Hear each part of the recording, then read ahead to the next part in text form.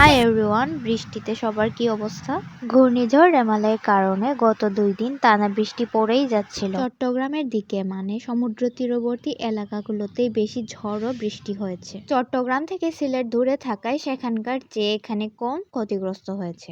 আমাদের গ্রামের রেমালের প্রভাবে কি কি হয়েছে সেটাই আজকে আপনাদেরকে দেখাবো। গত 2 দিনে টানা বৃষ্টির কারণে মাঠঘাট সব ডুবে গেছে। এখান থেকেই নদীর পানি দেখা যাচ্ছে, আর একটু বৃষ্টি পড়লেই সব পানি এদিকে চলে আসবে। আমি একটু পরেই দিদিকে সাথে নিয়ে নদী দেখতে যাব। তার আগে চলো একটা ইম্পর্টেন্ট কাজ সেরে নিই। এখানে মা শাকসবজি লাগাতো, কিন্তু এখানে দেখি সব পানিতে ভরে গেছে। আর হ্যাঁ, এই হচ্ছে ইম্পর্টেন্ট কাজটা। ঝড়ে আমাদের গাছের কিছু আম পড়েছে। কেউ কুড়ানোর আগে বৃষ্টি থামা মাত্রই আমি আমগুলো কুড়িয়ে নিলাম। আমগুলো রেখে বাইরে বের হওয়া মাত্রই দেখলাম বাড়ির পাশে সেই ছোট নালাটা পানিতে ভরে গেছে। এরপর সোজা চললাম নদীর দিকে। এখানেও এই পুকুরটা পানিতে পুরোপুরি ভরে গেছে। নদীটা আমাদের বাড়ির সামনেই, বেশি দূরে না। হেঁটে 4-5 মিনিট গেলেই পেয়ে যাব। হালকা হালকা বৃষ্টি হচ্ছিল তো, তাই দিদি আর আমি একটা ছাতা নিয়ে বের হয়েছি। আমাদের ছাতাটা দেখে কেউ আবার প্লিজ হাসাহাসি করবেন না। বৃষ্টি পড়া কমা মাত্রই আমরা দুইজন দৌড় দিয়ে নদী দেখতে আসলাম, তাই চুলগুলো সব এলোমেলো। আর বাতাসও অনেক জোরে জোরে বইছিল।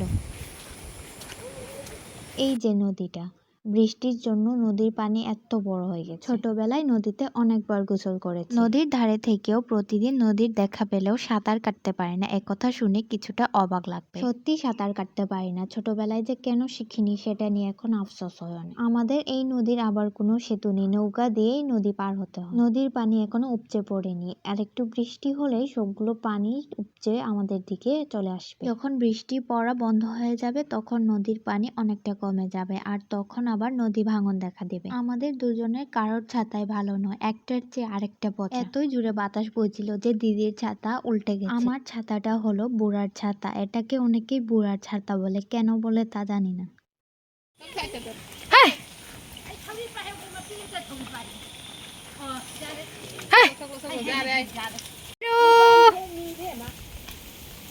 বাড়ির সামনে নদী দেখা শেষ করে আমরা গেলাম আবার অপোজিট সাইডে বাড়ির পিছনের দিকে। এইগুলো সবই বুড়ো ধান। আগে আগে যেগুলো পেকে গেছিল সেগুলো তো সব কাটা শেষ, আর যেগুলো কাঁচা রয়ে গেছে সেগুলো তো এখন প্রায় পানিতে ডুবে গেছে।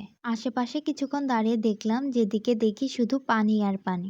এখানেও অনেক জোরে বাতাস বইছে, আমার বুড়ো ছাতাটা উড়ে নিয়ে যাচ্ছে। তো আজ এ পর্যন্ত। If you guys like the video, don't forget to share. Bye.